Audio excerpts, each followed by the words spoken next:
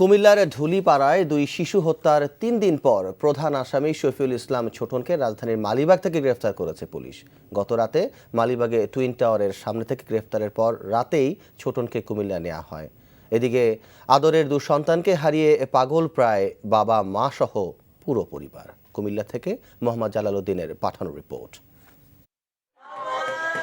২৭ ফেব্রুয়ারি কুমিল্লার ঢুলিপাড়া দক্ষিণ রসুলপুর এলাকায় সৎ মা ও ভাইয়ের হাতে নির্মমভাবে হত্যাকাণ্ডের শিকার হয় ছোট দুই শিশু জয় ও মনি। ঘটনার সাথে জড়িত সৎ মা রোকেয়া বেগম ও ছেলে শফিউল ইসলাম ছোটন হত্যাকাণ্ডের পরপরই পালিয়ে যায়। নিহতদের বাবা আবুল কালাম এ ঘটনায় প্রথম স্ত্রী রোকেয়া ও ছেলে ছোটনের নামে হত্যা মামলা দায়ের করেন। ঘটনার ৩ দিন পর সোমবার রাতে ঢাকার মালিবাগ টুইন টাওয়ারের সামনে থেকে কুমিল্লা পুলিশ আটক করে ছোটনকে। রাতেই তাকে নেওয়া হয় কুমিল্লায়। মঙ্গলবার সকালে জেলা পুলিশ সুপারের কার্যালয়ে এক সংবাদ সম্মেলনে বিষয়টি গণমাধ্যমকে অবহিত করেন পুলিশ সুপার। সবাই যার যার দায়িত্ব ঠিকভাবে পালন করেছে এবং সম্ভাব্য সর্বোচ্চ দ্রুততার সাথে তারা আসামি গ্রেফতার করতে সক্ষম হয়েছে।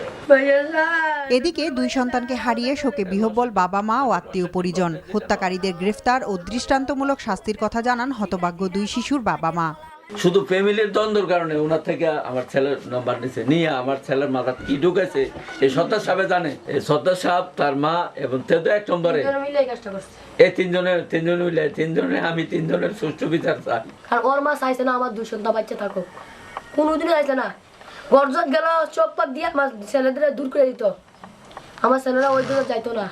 শনিবার বেলা 3:30টার দিকে দক্ষিণ রসুলপুর এলাকার বাসিন্দা আবুল কালামের বাড়িতে তালাবদ্ধ অবস্থায় দুই শিশু আটকে আছে এমন খবরে পুলিশ ঘটনাস্থলে গিয়ে ঘরের তালা ভেঙে জয় ও মনি নামে দুই শিশুর মৃতদেহ উদ্ধার করে। শ্বাসরোধ করে শিশুদের হত্যা করা হয়েছে বলে প্রাথমিকভাবে জানায় পুলিশ।